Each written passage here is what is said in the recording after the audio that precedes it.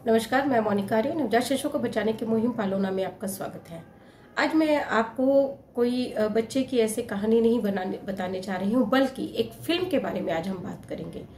ये फिल्म अभी हाल में ही रिलीज हुई है, बच्चों से ही जुड़ा हुआ मैटर है, लेकिन ये उस तरह की कहानी नहीं है जैसा कि हम हर दिन आपके सामने लेकर आते हैं। फिल्म का नाम है मिसेस चटर्जी वर्सेस नॉर्वे। जी हाँ, आपने सोशल मीडिया पे इसके बारे में पढ़ा होगा, जाना होगा।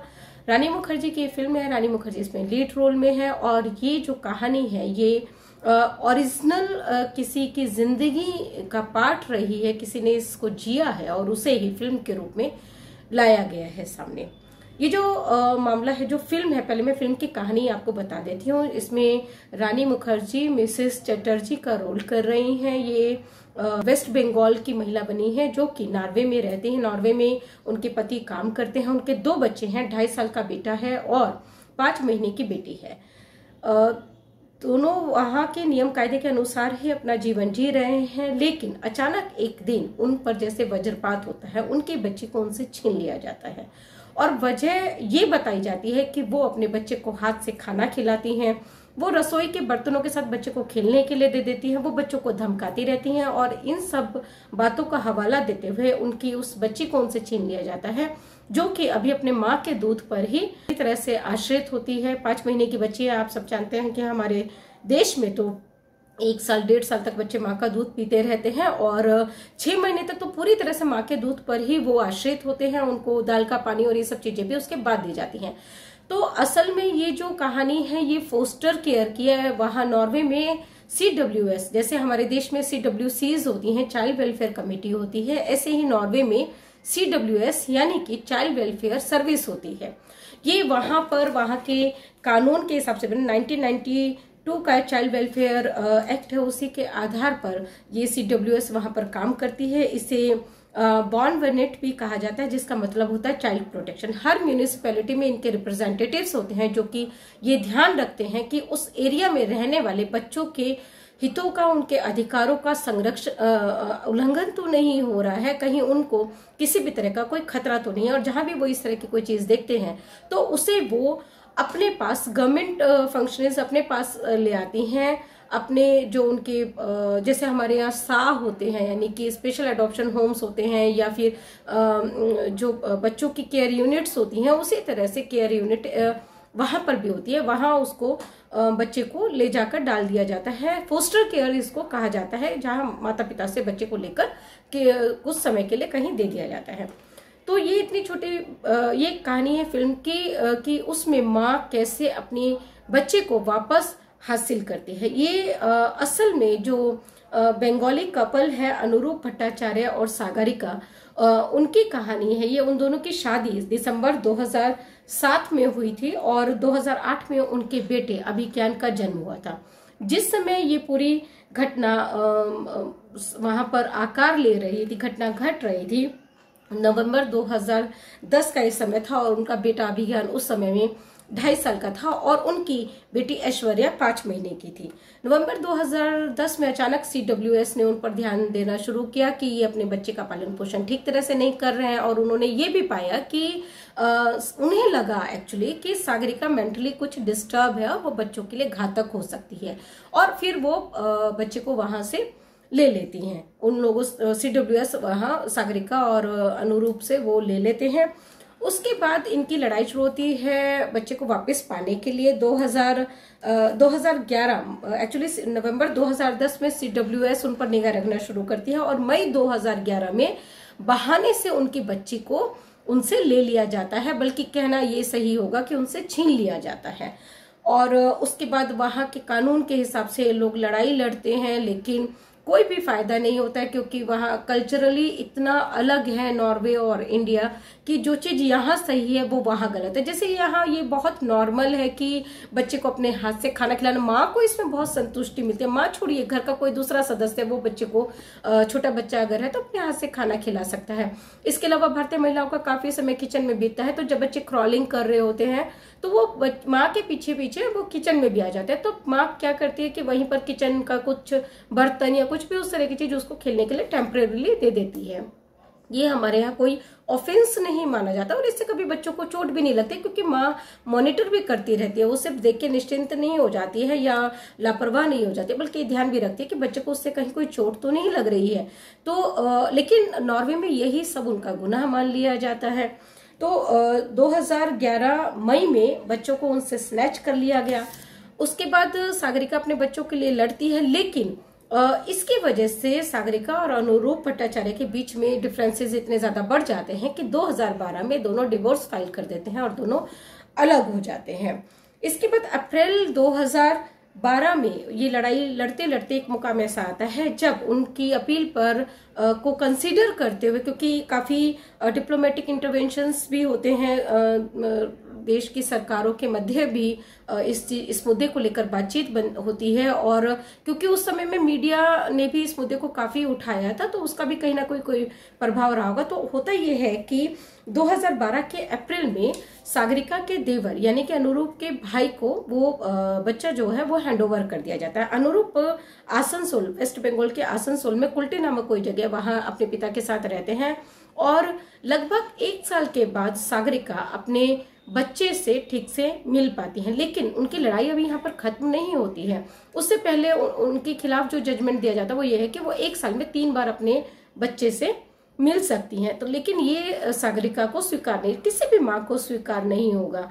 तो वो इसके लिए फिर लड़ती है। वो बर्धमान CWC से जाकर मिलती है दिसंबर 2012 में, सारी बात सुनने के बाद और उनके सभी प्रूफ्स को देखने के बाद जो CWC है वो सागरिका के हक में फैसला सुनाती है और पुलिस को निर्देश देती है कि बच्चे को, सागरिका को हैंडओवर कर दिया जाए। लेकिन पुलिस इसको बहुत गंभीरता से नहीं लेती। मुझे लगता है ये वो समय था 2012 का जब CWC को लेकर बहुत ज्यादा अवेयरनेस नहीं थी, उनके रोल को लेकर गवर्नमेंट फंक्शंस जैसे कि इसमें पुलिस है वो लापरवाह बनी रहती है, वो तामील नहीं करती है उनके आदेश को। तो कहीं ना कहीं मुझे लगता है इसके पीछे यही वजह थी कि वो जानती ही नहीं थी कि CWC एक्चुअल कितनी इम्पोर्टेंट पावर है या कितनी इम्पोर्टेंट एजेंसी है जब बात बच्चों के हितों की होती है।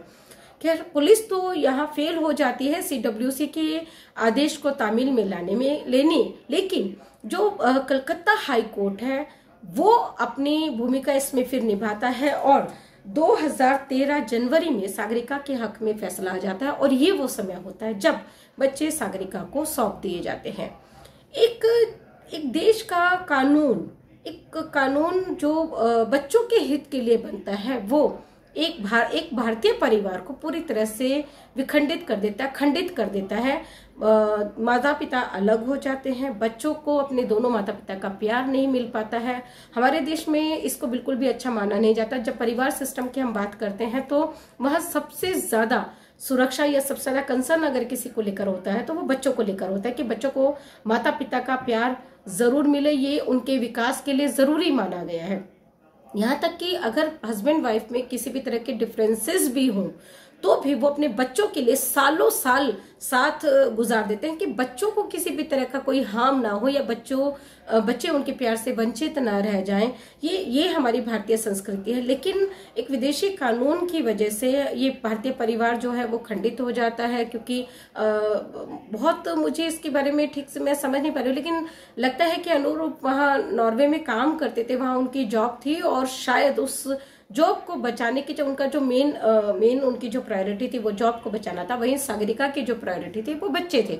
और इसी बात को लेकर दोनों के बीच में डिफरेंसेस बढ़ते चले जाते होंगे और फिर वो डिवोर्स फाइल कर देते हैं। ये उस समय में जब ये मामला हो रहा था तो उस समय में भी मीडिया रिपोर्ट्स में ये कहा गया था कि भारतीय जो परिवार है उनको विदेशों के ये जो चाइल्ड प्रोटेक्शन के जो लॉ है उनसे थोड़ा सा अलग रखा जाए या कहें कि उनके दायरे से बाहर रखा जाए, क्योंकि हमारी संस्कृति बाकी देशों की संस्कृति से एकदम अलग है। बच्चों को पालने का हमारा जो नजरिया, हमारा जो तरीका है वो एकदम अलग है। लेकिन उस समय इस पर या तो सरकारों ने बहुत ध्यान नहीं दिया, ये इतनी जरूरत नहीं समझी। लेकिन अब जब ये फिर से एक फिल्म के रूप में हमारे मुद्दा सामने आया है तो जरूरत है कि फोस्टर केयर जैसे नियमों पर अब सरकारें बैठें और इस पर कुछ ऐसे नियम बनाए, ऐसे फैसले ले जो बच्चों के और परिवारों के दोनों के हक में हो। ये पालोना की अपील भी है और ये उम्मीद भी करती है कि अब फोस्टर केयर जैसा जो मसला है, वैसे तो इस पर हमारे देश में बहुत ज्यादा बात होती नहीं है, लोग इसके बारे में ज्यादा जानते नहीं हैं। अब जब ये फोस्टर केयर, मैं उम्मीद करती हूँ कि इस फिल्म के जरिए ये मुद्दा भी शायद एक चर्चा का विषय बनेगा, एक विमर्श का विषय बनेगा, तो ये सही समय है, इस समय इस फोस्टर केयर पर भी बात हो। और खासकर जो भारतीय परिवार बाहर रह रहे, क्योंकि ये कोई अकेला मसला नहीं है अनुरूप और सागरिका का। जब मैं इस घटना के संदर्भ में रिसर्च कर रही थी तो मैंने देखा है कि ऐसे कई मामले हैं जहां भारतीय परिवारों से उनके बच्चों को स्नैच कर लिया गया है, जो बच्चों के अधिकारों के प्रोटेक्शन के नाम पर। और वो परिवार, इस तरह कई परिवार हैं जो इस तरह की लड़ाई लड़ रहे हैं या लड़ते आए हैं।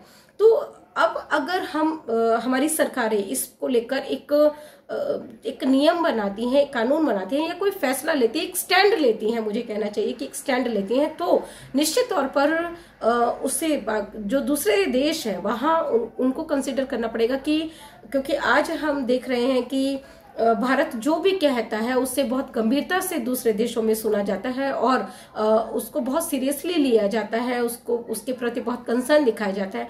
तो ये बच्चों से जुड़ा हुआ जो मसला है, ये सिर्फ बच्चों से जुड़ा हुआ मसला नहीं है, बल्कि ये भारत के भविष्य से जुड़ा हुआ भी मसला है, क्योंकि बच्चे देश का भविष्य होते हैं और इसलिए इस पर अब ध्यान देना, इस पर कुछ स्टेप लेना, इस पर कोई स्टैंड लेना बहुत ही जरूरी है। एक जो बात मुझे खल रही थी जब मैं इसके बारे में पढ़ी थी, जो CWS है नॉर्वे की, उसे पब्लिक अकाउंटेबिलिटी से बाहर रखा गया, उसके दायरे से, और उसको कॉन्फिडेंशियलिटी का बहाना बनाकर उसको पब्लिक स्क्रूटनी से बाहर रखा गया और उसके जो भी फैसले होते हैं वो उसके लिए कोई अकाउंटेबिलिटी उनकी तय नहीं की गई। हमारे देश में ऐसा नहीं होता है। हमारे यहाँ CWC हो, गवर्नमेंट फंक्शनरीज हो, मीडिया हो, कॉमन मैन हो, फैमिलीज हो, कोई भी हो, उनके अधिकार जो भी मिले उनके साथ उनकी जवाबदेही तय है। कोई भी व्यक्ति, कोई भी संस्था, कोई भी एजेंसी अपनी अकाउंटेबिलिटी से नहीं बच सकती है। तो उनको अपने जो भी वो फैसले लेते हैं उनको तर्कसंगत ठहराना ही होगा, उनको बताना ही होगा। तो इस तरह की चीजें मुझे लगता है कि सभी देशों में होना जरूरी है, एक चीज। दूसरा कि फिल्म जब रिलीज हुई है तो नॉर्वे एम्बेसी के जरिए इसका खंडन किया गया है, उनकी तरफ से एक लेटर जारी किया गया और उसमें कहा गया है कि जो भी इस फिल्म में दिखाया गया है वो गलत है, फेक है, ऐसा कुछ भी नहीं था, वो फैक्ट्स पर आधारित फिल्म नहीं है, ऐसा उनका आरोप है। उनका कहना है कि बच्चे को हाथ से खिलाना या फिर जो किचन के जो बर्तन उनको बच्चे को दे दिए गए हैं खेलने के लिए, ये कोई आधार नहीं था, बल्कि वो बहुत एब्यूसिव था जो माता पिता का जो व्यवहार था अपने बच्चे के प्रति, और इसलिए ये कदम उठाया गया था। लेकिन वो ये नहीं बता पा रहे हैं कि वो क्या एब्यूसिव था, इस पर वो लोग मौन हो जाते हैं। और CWS से भी जब उस समय में पूछा गया था तो वो भी इस बारे में कुछ बता नहीं पाई थी। तो मुझे लगता है कि जो ये नॉर्वे एम्बेसी ने किया वो शायद सिर्फ फेस सेविंग या फिर अपनी इमेज बिल्डिंग का एक प्रयास है, एक गलती उनके सिस्टम से हुई है। एक पूरा भारतीय परिवार उनके कानून की वजह से खंडित हुआ है और अब ये पब्लिक डोमेन में इस फिल्म के जरिए चीजें आ चुकी हैं। पिछले साल 2022 में जो सागरिका है उन्होंने इस पर एक किताब लिखी थी, the journey of a mother, ये पिछले साल रिलीज हुई थी और इसके बाद ही ये फिल्म आई है।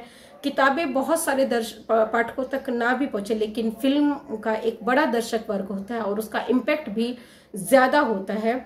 तो पिछले साल जब ये किताब आई तो इसका उतना विरोध नहीं हुआ, या मेरी जानकारी में भी नहीं है कि नॉर्वे एम्बेसी ने कुछ इस तरह का लेटर जारी किया हो। लेकिन अब जब Mrs Chatterjee versus Norway film release हुई है तो वो एक लेटर जारी करके अपना फेस सेविंग करने की कोशिश कर रहे हैं। मेरी उनको सलाह यही रहेगी कि जो फेस सेविंग कर रहे हैं उसके बजाय अगर वो अपने देश के कानूनों पर थोड़ा मेहनत करवाएं और वहाँ इसको बेहतर बनाने की दिशा में काम हो, जो परिवार सिस्टम के भी हक में हो और बच्चों के भी हक में हो, तो शायद ये सभी के लिए बेहतर होगा।